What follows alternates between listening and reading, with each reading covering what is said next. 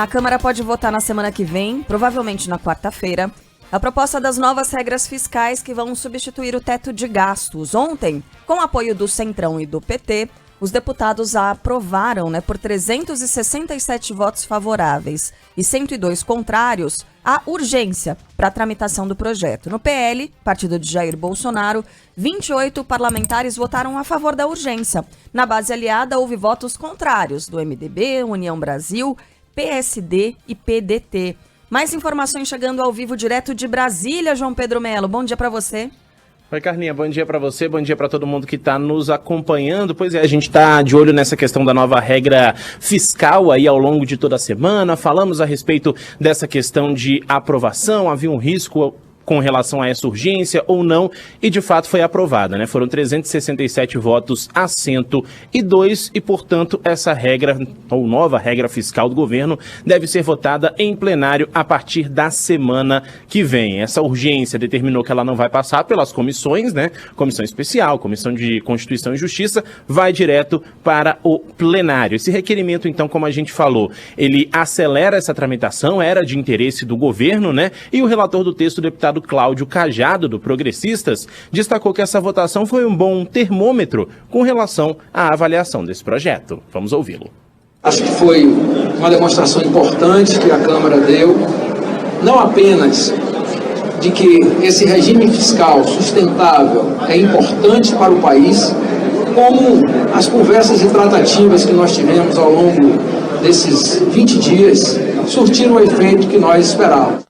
Bom, como era esperado, então, pelo presidente Lula, a grande parte da base governista votou a favor dessa urgência e durante a semana o presidente chegou ali a enquadrar partidos como o PT para que não emperrassem a tramitação desse projeto. A legenda, a princípio, era contra aquela inclusão de gatilhos, sanções econômicas no texto em caso de descumprimento aí das metas de gastos. Agora, o Palácio do Planalto visa o apoio de partidos que têm ministérios, como o MDB, União Brasil e o PSD. A ideia é que cada bancada entregue aí pelo menos 80% dos votos. E a gente vai ter ao longo dessa semana aquela conversa que já tinha ocorrido na semana passada entre o ministro das Relações Institucionais, o Alexandre Padilha, com os partidos da base. A gente teve a primeira conversa com o PSD de dado e PSB de bola para pedir aí uma base coesa, E agora essa reunião deve acontecer tanto com o MDB, União Brasil e também com outros partidos que integram a base do governo. Então, essas discussões, elas já estavam para acontecer, agora a gente teve, de fato, a amostra aí, de como pode ser esse racha, entre aspas, e a negociação continua, João Pedro? Claro que a gente vai estar de olho. João Pedro Melo volta por aqui com mais informações diretamente da capital federal. Beijo para você, bom trabalho. Valeu, pessoal. Um beijão, bom trabalho a todos. E aí, depois dessa aprovação da urgência, o ministro das Relações Institucionais, Alexandre Padilha, comemorou. Vitória do governo, vitória do Brasil, vitória da responsabilidade social combinada com a responsabilidade fiscal. Essa votação sinaliza agora para a gente poder votar o conteúdo, que também segue exatamente aquilo que foram as diretrizes encaminhadas pelo governo do presidente Lula. Com o novo marco fiscal, que prevê o controle da dívida pública, a equipe econômica do governo espera que o Banco Central dê início a uma trajetória de queda na taxa básica de juros. Ontem, em audiência na Câmara, o ministro da Fazenda, Fernando Haddad, pediu coerência ao Banco Central. Grandes empresários estão fazendo esse debate. Será que esses grandes empresários estão desrespeitando quem quer que seja? Estão questionando a autonomia do banco? A qualidade técnica do seu corpo administrativo? Não. Estão ponderando sobre a realidade concreta do empresário, do trabalhador. E não há nada que desabone ninguém. É um debate que se faz no mundo inteiro. E não há nenhum problema com isso. Nós temos que nos reacostumar com a democracia. Estão corretíssimos, tanto Alexandre Padilha quanto Fernando Haddad. No caso de Padilha, sublinhando a importância do marco fiscal, a importância da aprovação do regime de urgência. Só lembrando aqui, fazendo uma ressalva, colocando um aposto nessa conversa, que mais importante do que a aprovação do regime de urgência é a aprovação do próprio marco fiscal e, mais importante ainda, o cumprimento das regras do novo marco fiscal, porque não adianta que essas regras existam e não sejam cumpridas pelo governo. Esse é um trabalho de longo prazo que contará também com a nossa fiscalização. Quanto a Fernando Haddad, também está certo. Esse é um debate que tem que existir. É saudável que a população discuta isso e está discutindo, né? É um assunto que está nas bocas, que está nas penas, está nas máquinas de escrever, se ainda existirem por aí. Em relação a esse assunto, a gente ouve o outro lado. Não deveria ser o outro lado, né? Mas no caso tem sido. O Banco Central, durante um seminário, o presidente do BC, Roberto Campos Neto, afirmou que a queda da inflação deve ser mais lenta a partir de agora. Destacou que a proposta das novas regras fiscais ajuda, mas não resolve o problema. Não há uma relação mecânica entre a política monetária e a apresentação do arcabouço fiscal, pois a convergência da inflação permanece condicionada a outras variáveis macroeconômicas. No segundo semestre de 2022, o principal fator na redução da inflação foram os cortes de impostos implementados sobre combustíveis, eletricidade e serviços de telecomunicações. Mas a diminuição da inflação também se deve ao ciclo de aperto da política monetária empreendido pelo Banco Central. O IPCA caiu do seu pico de 12,1 ao ano em abril de 2022 para 4,2 em abril de 2023. Campos Neto ainda defendeu o regime de metas da inflação, que, segundo ele, tem contribuído para o controle de preços. O regime de metas em nosso país tem sido bem sucedido.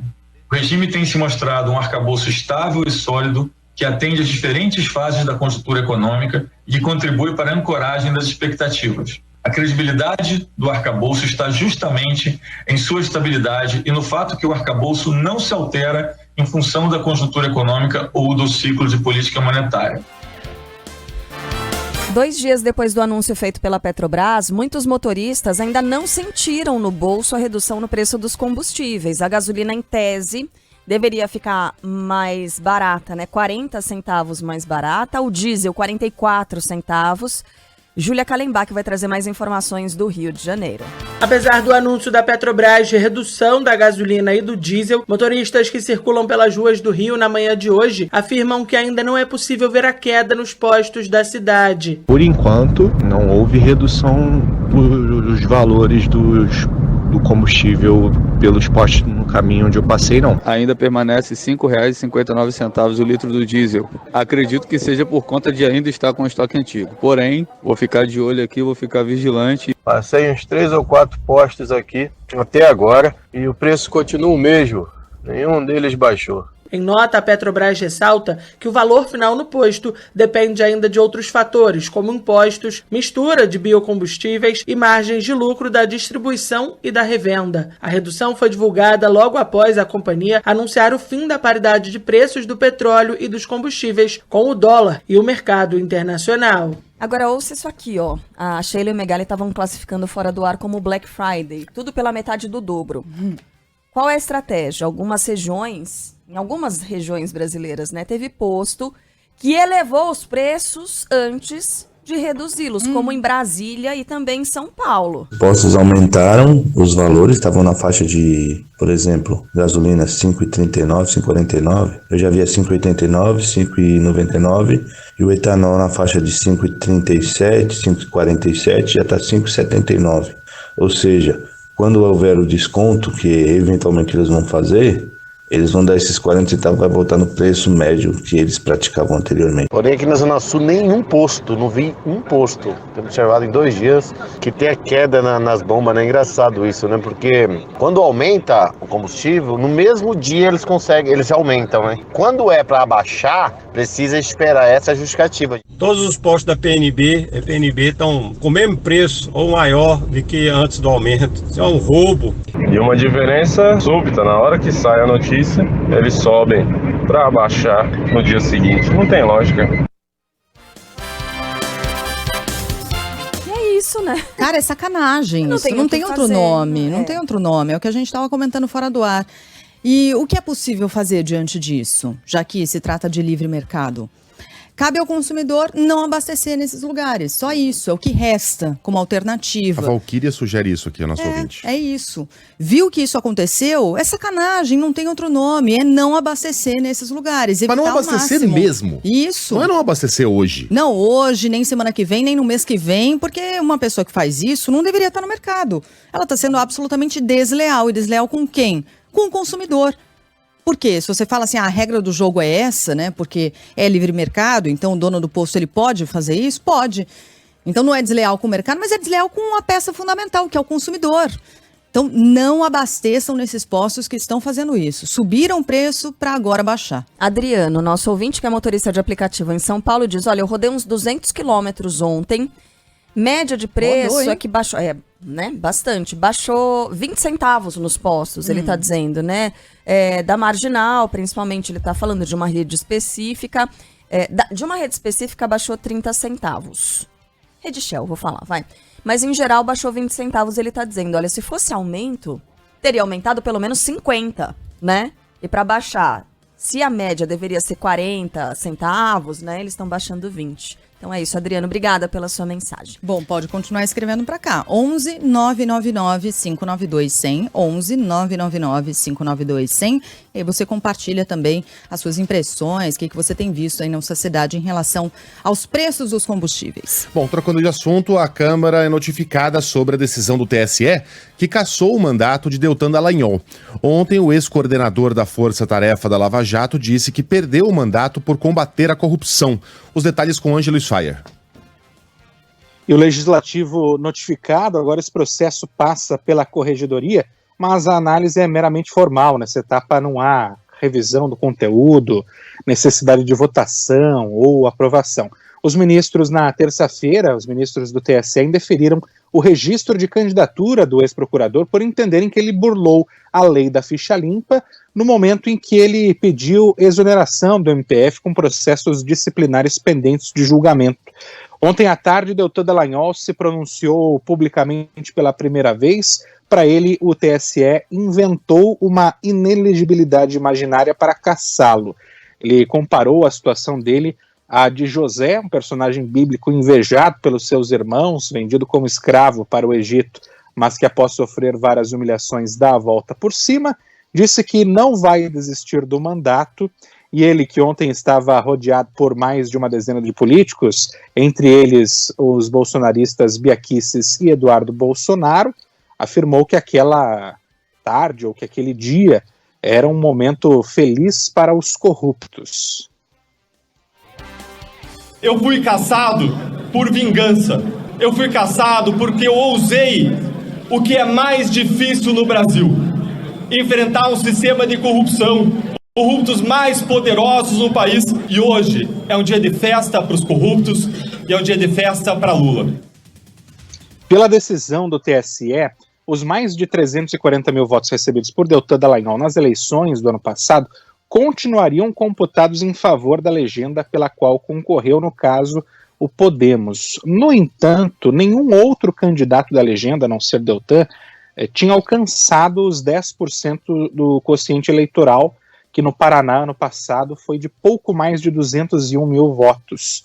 O primeiro suplente do Podemos era Luiz Carlos Rauli, ele que já foi 7 vezes deputado federal, a maior parte desses mandatos pelo PSDB.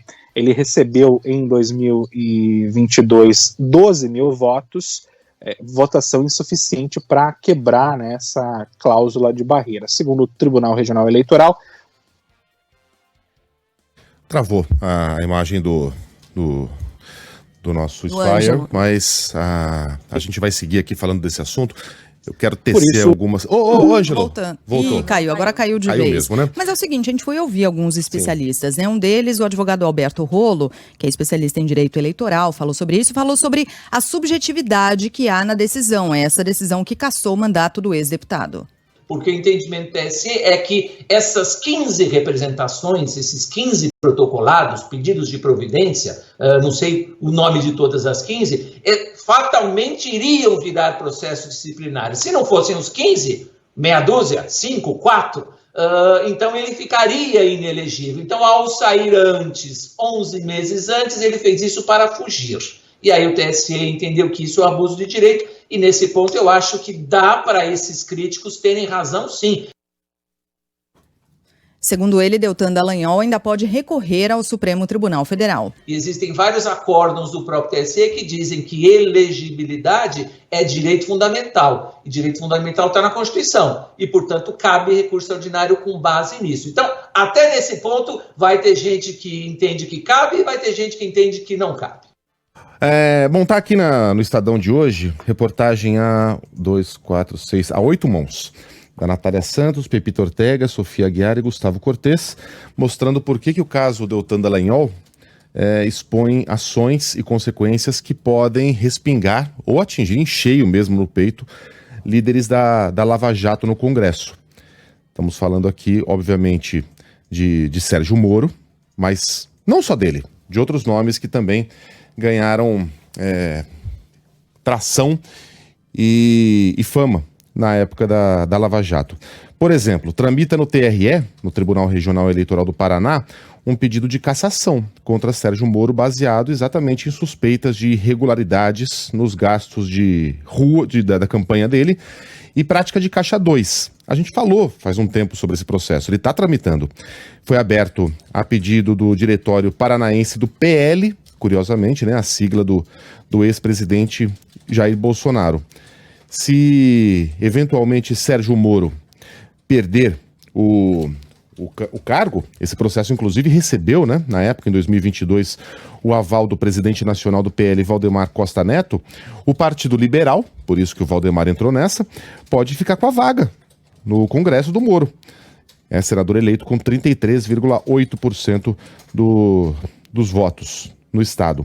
Então tem bastante gente que está na mira agora de eventuais processos judiciais na esteira do que ocorreu com Deltan Dallagnol. A gente ouviu Alberto Rolo, a gente ouviu outros especialistas que dizem que o que ocorreu com o Dallagnol, embora com certo grau de ineditismo, encaixa-se no arcabouço jurídico brasileiro. Então eu não vou entrar nessas minudências e nesses méritos, deixo os comentários para quem realmente entende profundamente do assunto. É um assunto bastante complexo. O que há é opiniões dos dois lados. E veja, aqui não há nenhuma simpatia pela figura do Dallagnol, tá? Muito pelo contrário. Acho bastante lamentável que o eleitor do Paraná tenha oferecido tantos votos a alguém que teve uma ação tão questionável, inclusive juridicamente, na época da Lava Jato. Mas a democracia é feita de escolhas. O que eu posso dizer, aí sim, com um total grau de segurança, é que Secretaria de Comunicação do governo não serve para fazer chacota de adversário político. E é o que a gente tem visto acontecer. Quando Jair Bolsonaro foi prestar depoimento a respeito das vacinas, da fraude no cartão de vacinação, a SECOM foi lá e fez o chamado marketing de oportunidade, né? Dizendo, vacine seu filho, mantenha em dia o seu cartão. Ah, mas é uma política pública. Sim, mas a gente sabe exatamente por que aquela peça foi colocada no ar exatamente naquele dia. E o nosso ouvinte, imagino, também saiba que não tem ninguém passando pano para Jair Bolsonaro. Se o cara nos ouve pelo menos 1 hora por dia, ele conhece a nossa opinião a respeito desse assunto. O que a gente está dizendo aqui... e por que a gente está falando da SECOM agora? Porque a Secretaria de Comunicação do governo colocou nas redes um meme fazendo troça com o famoso PowerPoint, né? O PowerPoint que todas as flechinhas terminavam no Lula, que foi apresentado pelo Dallagnol naquela ocasião e tal. Colocaram lá um negócio muito parecido, em que as bolinhas que dão a volta na tela colocam lá pontos positivos do governo, Minha Casa Minha Vida, inflação caindo, valorização do salário mínimo, Brasil sorridente, obras de educação, papapá. E aí todas as flechinhas terminam no centro, num círculo ali em que se lê 137 dias de governo. Então, é uma chacota, é uma chicana, uma gozação que está sendo feita aqui com o adversário político. Não me parece algo republicano de se fazer, a não ser que você queira igualar os métodos do governo anterior, que utilizava a máquina pública em seu favor e para atacar adversários. Não me parece que é isso que foi proposto na eleição, quando muita gente que nem simpatia tem pelo atual presidente votou em Lula porque não concordava com aquele estado de coisas. Então, não é um caminho certo na direção de um Brasil republicano. E mais, não é algo inteligente, né? Porque a gente está falando aqui de um deputado do União Brasil, que, de maneira turbulenta e sacolejante, ainda faz parte da base aliada do governo. E o governo vai precisar desses votos na aprovação do marco fiscal. Então não é que o governo está voando e pode se dar o luxo de fazer chacota com adversários políticos que, de certa maneira, fazem parte de um partido que é um aliado político. Não é republicano e não é inteligente, né? Por causa da necessidade de você formar uma base aliada que não foi formada até agora, da necessidade absurda que a gente tem de tentar, pelo menos, dar alguns passos na direção da pacificação nesse país, e porque a gente tem 3 CPIs sendo instaladas na Câmara dos Deputados. Gente, o governo não tá com a vida ganha. Pelo contrário, o caminho vai ser muito difícil. O cara foi cassado? Ótimo. Toca a vida pra frente. Não foi o Lula que falou que não abraçaria o revanchismo? Isso é uma atitude de puro revanchismo, de pura vingança. É tolo. Sobre as CPIs. A CPI... Só um segundinho, Megali, só para registrar. É que o Ângelo Sfayer mandou pra gente. Ele falou, quem herda um mandato do Deltan é pastor Itamar Paim, do PL. Dessa forma, o Podemos perdeu a única vaga que tinha direito. Antes de chamar. Então, só que o Ângelo Sfayer caiu. Desculpa aí, gente, teve um problema técnico aqui, mas essa informação que faltava ele dá. Ele é do PL, é isso, pastor? PL. Isso, do PL. Bom, 3 CPIs, gente. Do MST, e o relator do MST vai ser ninguém mais, ninguém menos que Ricardo Salles. Então, veja, instalou-se ali uma CPI bolsonarista, com comando bolsonarista, envolvendo um tema tão delicado como o movimento dos trabalhadores sem terra, tá? Enquanto a SECOM tá perdendo tempo fazendo chacota, chutando a cara do cara caído. MST, apostas esportivas e das Americanas. Quem tem os detalhes sobre as CPIs sendo instaladas na Câmara dos Deputados é Márcio Rocha, de Brasília. Os trabalhos das 3 comissões parlamentares de inquérito instaladas pela Câmara dos Deputados devem começar já na próxima terça-feira, depois que as escolhas dos membros foram definidas. A primeira que foi instalada foi a que vai investigar as recentes invasões feitas pelo Movimento dos Trabalhadores Sem Terra, que vai ter como relator o deputado Ricardo Salles, ex-ministro do Meio Ambiente de Jair Bolsonaro, e o deputado Tenente Coronel Zucco como presidente. O Partido dos Trabalhadores, historicamente ligado ao MST, indicou a presidente do PT, a deputada Gleice Hoffmann, além de outros parlamentares ligados ao movimento como integrantes do colegiado, que vai ter a maioria de oposicionistas ao governo do presidente Luiz Inácio Lula da Silva. Outra CPI que foi instalada e que começa a trabalhar na próxima semana é a que vai investigar a manipulação dos resultados de partidas esportivas e que vai ter como presidente o deputado Júlio Arcoverde. O relator da comissão, o deputado Felipe Carreiras, afirmou que os indícios de manipulação são antigos e que o assunto é o maior escândalo do esporte brasileiro. E hoje a gente está vendo que talvez esse seja o maior escândalo do futebol brasileiro e coloca em xeque a credibilidade de uma paixão nacional. A terceira CPI instalada é a que vai analisar as possíveis fraudes contábeis de mais de 20 bilhões de reais que foram apresentadas pelas lojas americanas, que entrou em recuperação judicial após declarar inconsistências fiscais e uma dívida de 43 bilhões de reais. Na instalação da CPI do MST, houve bate-boca. Os ânimos se exaltaram logo depois do anúncio do deputado Ricardo Salles, ex-ministro do governo Jair Bolsonaro, como relator. Mas o presidente da comissão, Tenente Coronel Zucco, deixou claro que a decisão se deu depois de acordo entre as bancadas. Uma CPI ampla que tem, logicamente, o seu objeto, tem o seu fato concreto, que é a escalada de invasões de propriedades privadas, mas também estamos aqui num parlamento, estamos aqui com representantes do povo e temos que ajudar em todas as pautas que estão sendo travadas e, logicamente, combater qualquer tipo de crime. Relator da CPI, Ricardo Salles, seguiu a mesma linha. Nós vamos tentar fazer aqui, como o nosso presidente Zucco já determinou, um ambiente com o máximo de abertura para o diálogo, para a análise, para questões objetivas. A base do governo, que ficou sem postos de comando, criticou a CPI. Para o deputado Zeca Dirceu, a comissão foi criada para distorcer a realidade. Ela não tem fundamento algum, sentido algum, a não ser tentar distorcer a realidade que, como eu falei, não vai acontecer. Nos outros destaques do dia, aliás, dia bem importante, porque teremos depoimento hoje na Polícia Federal do ex-ajudante de ordens do ex-presidente Bolsonaro. Mauro Cid será ouvido no inquérito que apura o esquema de fraudes em cartões de vacinação, depois do depoimento do próprio ex-presidente Jair Bolsonaro, em que ele afirmou que se o tenente-coronel fez alguma coisa, foi à sua revelia. André Viana tem os detalhes. O ex-ajudante de ordens de Jair Bolsonaro, Mauro Cid, deve depor à Polícia Federal nesta quinta-feira. O depoimento está marcado para 2h30 da tarde e Cid será escoltado pela Polícia do Exército até a sede da PF. Cid terá que explicar aos investigadores o motivo de um computador usado por ele ter acessado os dados de vacinação do ex-presidente nos dias 22 e 27 de dezembro, dias seguintes à inclusão de informações falsas. Ele está preso há 2 semanas sob a suspeita de adulterar os dados sobre cartões de vacina de Bolsonaro e de assessores, que atestavam a imunização contra a Covid-19. Cid também vai ter que esclarecer a suposta adulteração das informações vacinais da família dele. Nessa terça-feira, Bolsonaro disse em depoimento à PF que não sabia do esquema e que se Mauro Cid de fato tivesse cometido o crime, teria sido por decisão própria. O STF retoma hoje o julgamento do ex-senador Fernando Collor por corrupção passiva e lavagem de dinheiro. Ontem, o relator do caso, Edson Fachin, votou pela condenação do ex-presidente e foi seguido por Alexandre de Moraes. A pena pode chegar a 33 anos de cana. Rafael Procópio.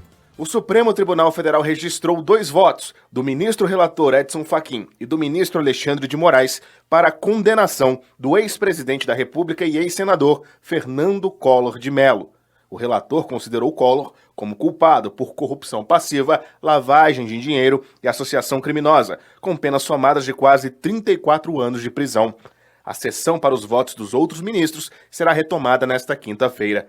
Além de Collor, outros 2 assessores também podem ser condenados por crimes similares. A Corte está julgando uma ação de 2017 relativa a crimes que teriam acontecido entre 2010 e 2014. Vamos ao Rio de Janeiro agora. Se recupera em casa um menino baleado na cabeça a caminho da escola no Rio. Luiz Davi, de 12 anos, foi atingido na última segunda-feira. Ainda tentou proteger a irmã e uma amiga dela. Fala aí, Gabriela Souza. Recebeu alta na tarde desta quarta-feira um menino de 12 anos que foi baleado na cabeça durante um tiroteio no bairro Jardim Catarina, em São Gonçalo, na região metropolitana do Rio. Luiz Davi Freire da Costa teve que passar por cirurgia para retirar da cabeça o projétil. Mesmo ferido, o estudante ainda tentou proteger a irmã e uma amiga, ambas de 7 anos. O caso aconteceu na segunda-feira. Luiz Davi foi recebido em casa nesta quarta com uma bicicleta por tentar proteger as crianças. O presente foi dado pela Associação de Moradores de Jardim Catarina, que afirma que o disparo partiu de policiais. A Polícia Militar disse que agentes estavam em patrulhamento no local quando bandidos atiraram contra a equipe. É claro que a gente vai seguir acompanhando esse caso aqui, acompanhando a recuperação do Luiz Davi, de 12 anos. Tomara que ele fique bem logo e possa voltar à escola normalmente, né, depois de um trauma desse tamanho. Só que ainda no Rio de Janeiro tem uma outra história de embrulhar o estômago. É um soco no estômago. A Polícia Civil identificou o motorista que atropelou e matou uma mulher que o acordou em Niterói. Pois é, segundo a própria família, Isabel Cristina Mendonça estava junto com o filho, inclusive. Estava voltando, tinha ido tomar um lanche com o filho e tal. Daí viu um homem dormindo no carro e queria saber se ele estava bem. E o acordou. E ele não gostou. Aí não gostou e fez o que fez. Tinha uma arma ali, deu ré no carro, atropelou, passou por uma história horrorosa. E na frente do filho da vítima. Mariana Albuquerque vai nos contar os detalhes dessa história.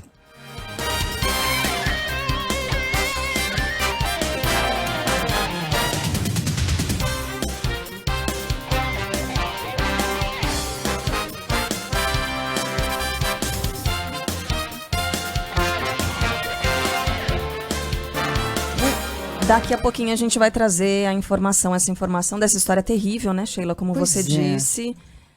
E sabe que às vezes eu me pergunto, assim, e a gente tem que pensar na própria segurança também. Eu vejo uma pessoa caída no chão, dormindo na rua, falo, poxa, será que... Às vezes a gente fala, é uma pessoa que talvez tenha bebido demais, né, que tá ali porque ela quer, mas a gente fica nessa, será que eu ofereço ajuda, será que eu não ofereço? E no caso dessa mulher, ela não teve dúvidas. Pois é. Foi lá para tentar ajudar a pessoa que estava dormindo no carro e, infelizmente, recebeu de volta, né? O próprio Matheus, que é filho da vítima, ele diz que a mãe dele sempre ajudava todo mundo. Era uma característica dela. Então ela foi lá e fez o mesmo, foi ver o que estava acontecendo, se o motorista estava bem ou não. E acabou assim, em morte, desse jeito tão violento. Agora sim a gente tem informação da Mariana Albuquerque. O motorista é identificado pela Polícia Civil como responsável por atropelar e matar uma mulher no bairro Engenho do Mato, em Niterói, região metropolitana do Rio. Tem 3 anotações criminais por violência doméstica. De acordo com familiares, Isabel Cristina tinha ido lanchar com o filho e na volta parou para oferecer ajuda ao motorista, que, segundo testemunhas, estaria passando mal dentro do carro. No entanto, ele não teria gostado e iniciado uma briga com a mulher. De acordo com a família, o atropelamento foi intencional.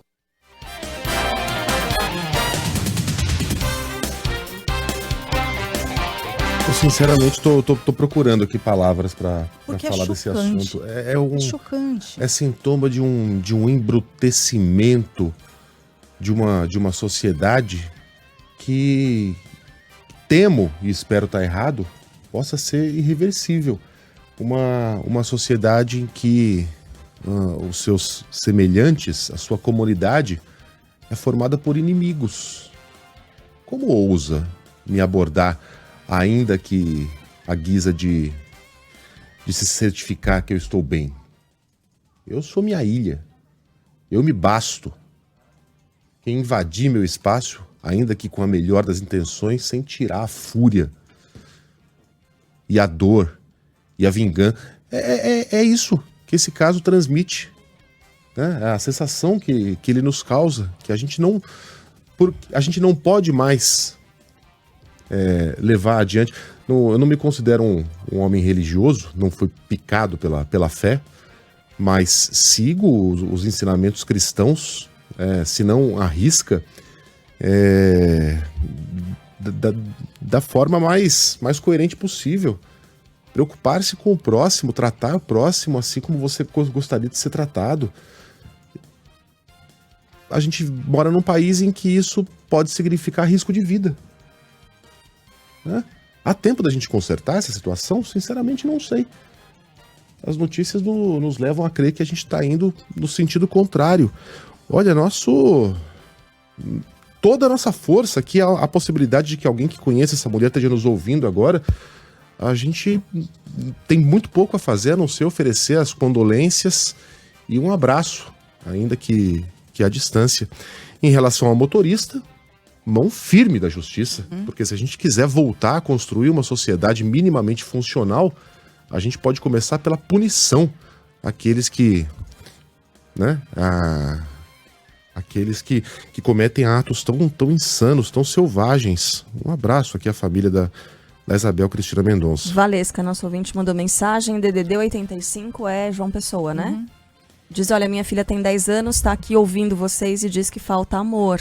É Fortaleza. Desculpa, Valesca, Fortaleza. Perfeito. Falta amor, isso mesmo. E a gente tem que trabalhar para reverter essa situação. Um beijo na sua filha linda. Mas um sujeito como esse é um criminoso, né, gente? Sim. Acima de tudo, porque se você lê só a manchete sobre esse caso, você fica se colocando em dúvida, falando assim, será que ele se assustou no momento em que foi abordado? Foi a primeira hipótese que a gente levantou possibilidade. Aqui. Aí quando você vai ver o todo da história e os depoimentos, o relato do filho, do Matheus que estava junto, dos familiares, o sujeito começou uma luta corporal, puxou ela pelos cabelos e deu ré, acelerou, passou por cima, deu ré de novo.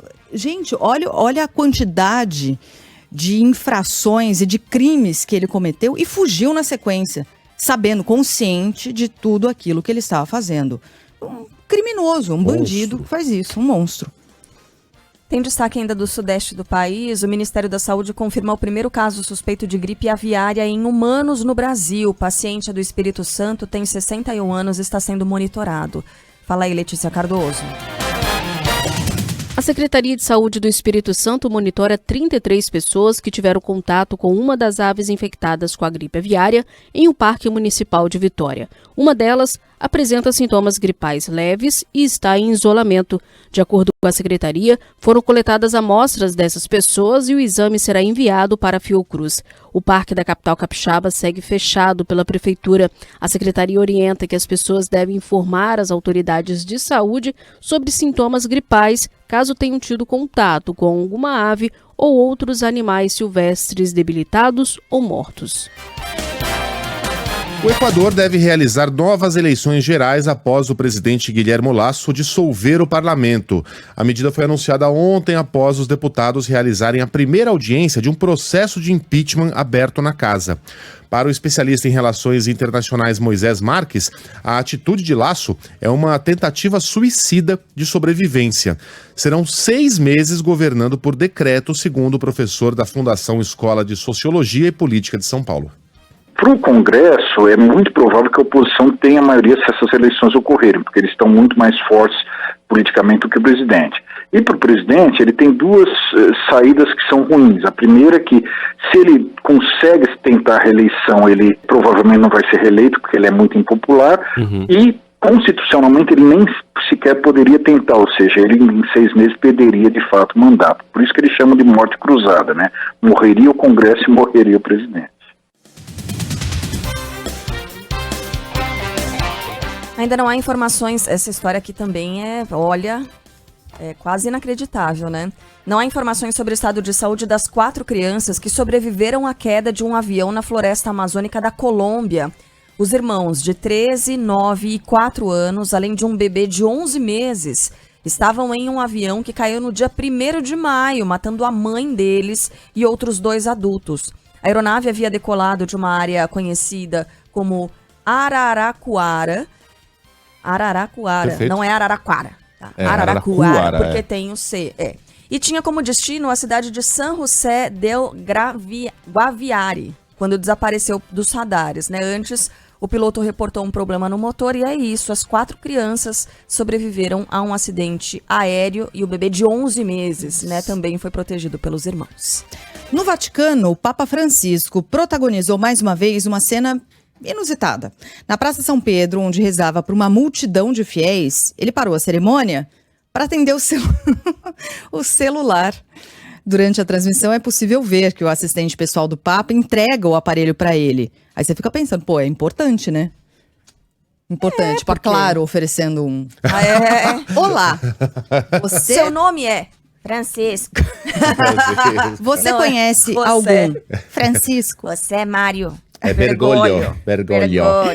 Bergoglio, temos aqui uma oferta no seu plano de dados. Não estou interessado.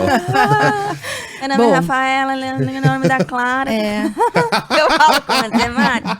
Nós estamos oferecendo uma promoção que o senhor poderia estar escolhendo entre 2 possibilidades. O senhor tem 5 minutos para conversar? Fala, meu consagrado.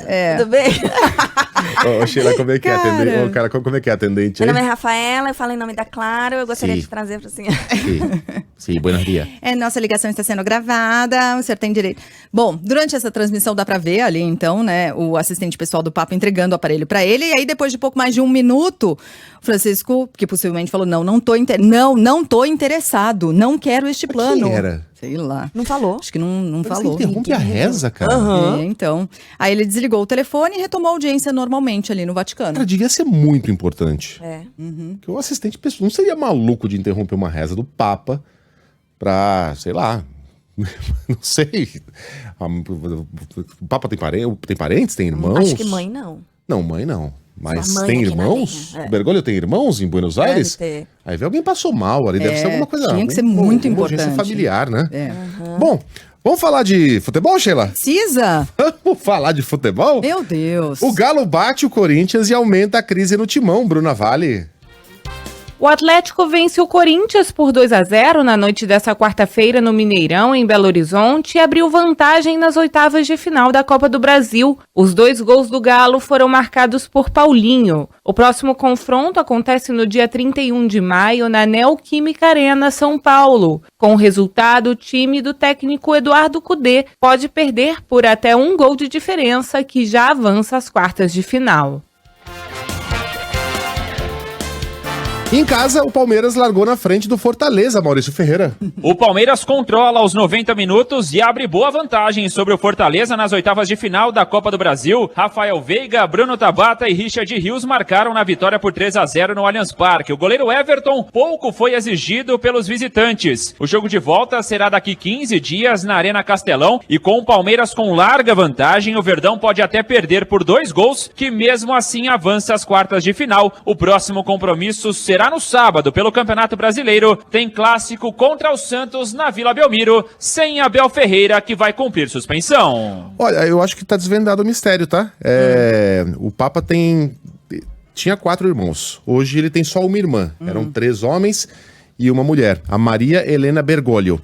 E quando ele foi designado Papa, a primeira ligação dele foi para a irmã, para Maria. Então, parece ter sido o caso, né, Pablo? A irmã dele tem 75 anos. Normal. Parece ter sido o caso do quê? Dele ter falado com ela? Uma glicemia ali. A irmã passou mal. Ela tá tudo bem com ela. Tá. Não é que ele tinha 4 irmãos anteontem e aí ontem ele só tinha uma irmã, não é isso? Não. Tá bom. Não, eles foram morrendo pelo caminho. Hoje ele tem uma irmã mais nova, né? Mas era ela? Não sabemos ainda. Não, mas eu sou capaz de apostar que sim. Quem mais conseguiria interromper uma reza do Papa? Claro, Tim Vivo. Só. Não tem. Ou golpe do sequestro. Não tem outra possibilidade. O chefe que não era, né? Caramba, não. A não ser que... Era o professor pedindo milagre, né? Porque só assim agora com o Corinthians, né? Professor, ajuda. Seu Papa é Deus. Maradona não faz mais aqui. Imagina. Na Ilha do Retiro, São Paulo venceu o Sport por 2-0. Mesmo placar da vitória do América Mineiro sobre o Inter. Em Porto Alegre, Grêmio e Cruzeiro ficaram no 0-0, mesmo placar de Santos e Bahia. Em Curitiba, o Atlético bateu o Botafogo por 3-2. E pela Liga dos Campeões, o Manchester City atropelou o Real Madrid com um show de Bernardo Silva, né, Aline Fanelli? O Manchester City está na final da Liga dos Campeões depois de golear o Real Madrid em casa por 4-0. Bernardo Silva brilhou e marcou 2 gols. Os outros foram de Álvares e do zagueiro merengue Éder Militão, que tentou afastar a batida de falta de Akanji e fez contra. Na decisão do dia 10 de junho, o time de Pep Guardiola enfrentará a Inter de Milão em Istambul. Essa será a segunda oportunidade para o Manchester City de disputar uma final de Champions. A primeira, também com Guardiola, foi na temporada de 2020-2021, quando o clube foi superado pelo Chelsea. Antes disso, porém, o City ainda poderá conquistar 2 títulos, do Campeonato Inglês e da Copa da Inglaterra. Na Premier League, no fim de semana, caso a equipe vença o Chelsea, será campeã. Já a final da Copa da Inglaterra será contra o Manchester United no dia 3 de junho. Nosso ouvinte está fazendo uma correção aqui. Grêmio e Cruzeiro terminou em 1-1 e não em 0-0. Dudu, obrigada, Dudu, pela informação. Vários ouvintes escreveram pra cá. Está lançada a enquete. Quem ligou pro Papa? Opa! Foi o Maradona, foi o Morgan Freeman, foi Deus em pessoa, foi ligação de presídio. Pai! Tô sequestrado! Horror, né, cara? Quem ligou pro Papa? Pai! 999-592-100, código de área 11. Pai, quem ligou? Meu pai! Foi o Henrique Cristo. Quem ligou pro Papa?